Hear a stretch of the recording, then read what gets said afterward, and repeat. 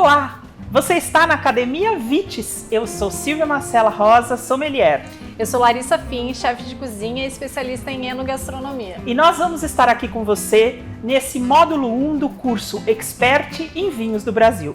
Entre 7 e 5 mil anos antes de Cristo, na Idade da Pedra, gente, o homem já cultivava videiras e já fazia vinho. Onde que isso aconteceu? Isso aconteceu nas montanhas do Cáucaso, onde hoje é a região da Geórgia, entre o Mar Negro e a Albânia. Como é que a gente sabe disso? A gente sabe disso porque existe um estudioso com o nome difícil de ampelógrafo, que é quem estuda as videiras. E eles descobriram sementes nesses locais que mostram pra gente o registro da existência não apenas de uva, como de locais onde as uvas eram processadas e muito provavelmente o vinho era feito. Mas aí fica uma pergunta: que uvas eram essas? Será que elas resistiram ao tempo? Será que a gente tem descendentes dessas uvas até hoje? E é por isso que para essa primeira aula a gente trouxe para vocês a descendente dessas uvas, a família de uvas Moscato.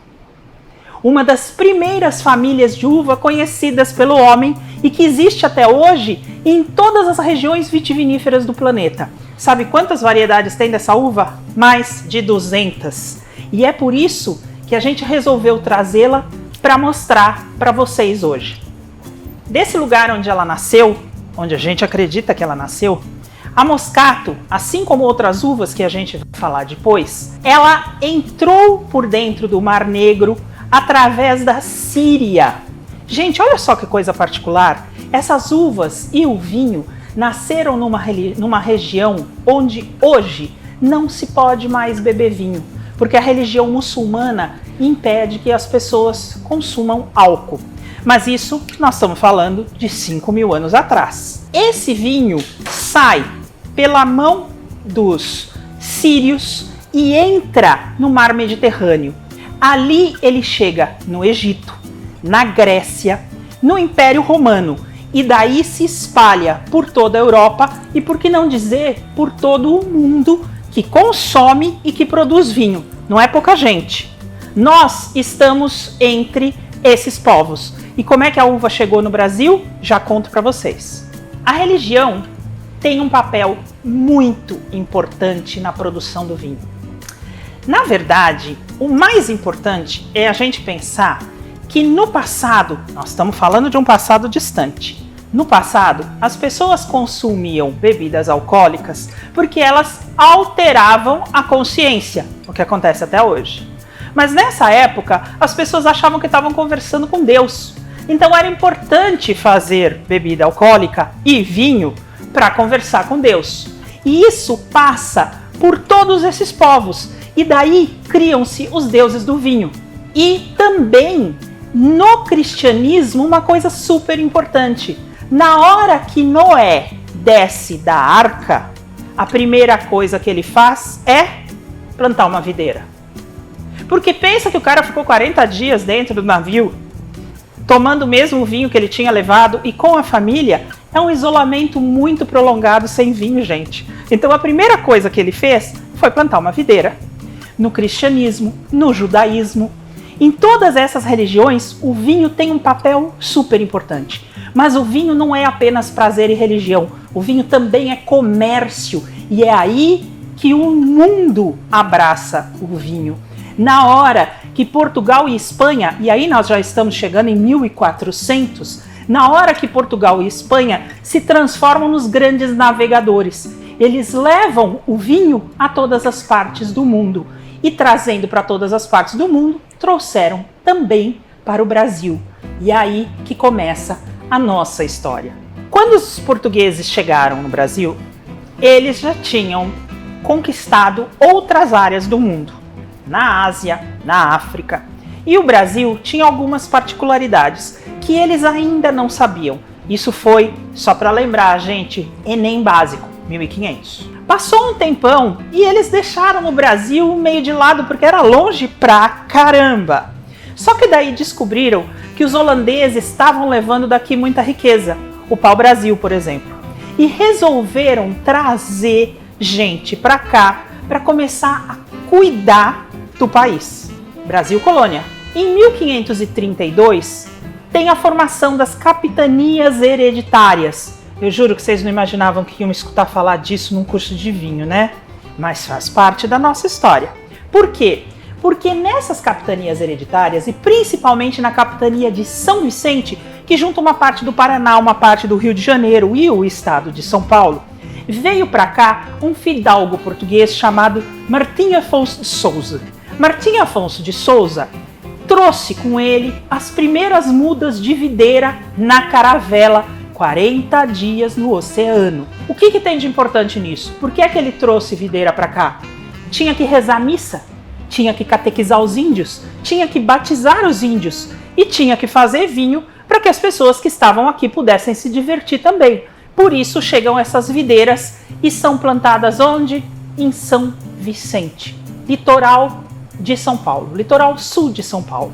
Quem é que teima com isso? Um rapaz que vem com ele, um jovem rapaz chamado Brás Cubas, que era da região do Douro, em Portugal. Ele vem para cá e ele quer fazer vinho no Brasil. Então ele cultiva essas uvas lá em São Vicente. Não deu certo. Não deu certo. Claro que não deu certo. Úmido, quente. Mas ele teimou. Ele tirou essas videiras de São Vicente e levou para Cubatão, porque Cubatão não era tão quente, mas ainda era úmido. Também não deu certo. E é aí que entra um elemento na história do vinho do Brasil que muita gente não sabe. O índio. Tinha um sujeito na época que era o índio.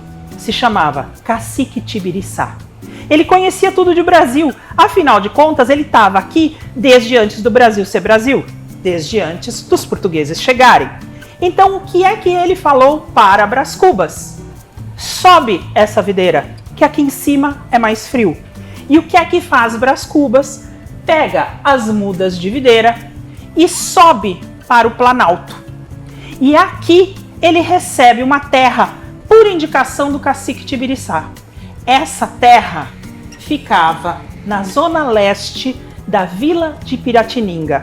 E sabe o que é mais divertido nessa história? O vinho brasileiro tem endereço certo. Incrível que a gente saiba disso, incrível mesmo que tenha documento que conte pra gente que o primeiro vinho brasileiro foi feito na Rua Tuiuti, no bairro do Tatuapé, no que é hoje a zona leste de São Paulo. Por que não era São Paulo? Porque esse vinho conseguiu ser produzido por Brás Cubas em 1551, 3 anos antes da Vila de Piratininga virar a cidade de São Paulo. É verdade, gente, a gente tem endereço certo e o vinho brasileiro nasceu em São Paulo. Os portugueses deixaram muitas tradições aqui no país e muita gente, muitos descendentes. Uma das principais que todo mundo conhece é o bolinho de bacalhau. E tem um monte de vinho que combina com o bolinho de bacalhau. Mas hoje a gente quer mostrar para vocês uma coisa que talvez vocês não estejam acostumados a fazer, que é uma harmonização com moscatel espumante doce, sim, e com moscato seco. Lembra que eu falei que tem uma porção de variedades da uva moscato? Uma delas é a moscato giallo, ou seja, moscato amarelo. E a outra é o moscato branco, que é o que entra na composição do moscatel espumante. Larissa, o que a gente vai provar nessa harmonização? Então, hoje eu preparei para vocês, pra gente, os bolinhos de bacalhau com o molho alho e óleo, que eu usei um pouquinho de limão, alho e outros temperos, como a pimenta rosa. Trouxe 3 tipos de queijo, estilos de queijo gorgonzola diferentes. Então, um queijo gorgonzola do Sudeste, um do Sul e o Santo Casamenteiro, que é de Minas Gerais, que além do gorgonzola também tem outros componentes que vão harmonizar super bem com o nosso espumante. Perfeito. E também trouxe as azeitonas e torradinhas bem crocantes. Perfeito. Então, olha só, pessoal. No balde de gelo, espumante, gelo e água, nada mais do que isso. Sem frescura, sem colocar sal grosso, sem colocar álcool, nada disso. Gelo e água, tá feito. A gente não gira a rolha, a gente gira a garrafa. E daí a gente suporta a pressão na rolha para ela fazer apenas um barulhinho. Menos até que isso, exagerei um pouco. E aqui está o moscatel espumante. Prestem atenção numa coisa, eu vou servir aqui. A taça não está gelada, o espumante está gelado. O que é que vai acontecer? Ele vai subir. Então você serve um pouquinho, serve a outra taça, espera a espuma. Olha que delícia! Ai, que lindo! Não façam isso na frente dos clientes de vocês que pega mal pra caramba, tá? Mas em casa não tem problema. E daí você serve mais um pouco. Antes da gente harmonizar, da gente provar, vamos fazer um brinde? Claro. Saúde Saúde! a vocês. Academia Vitz.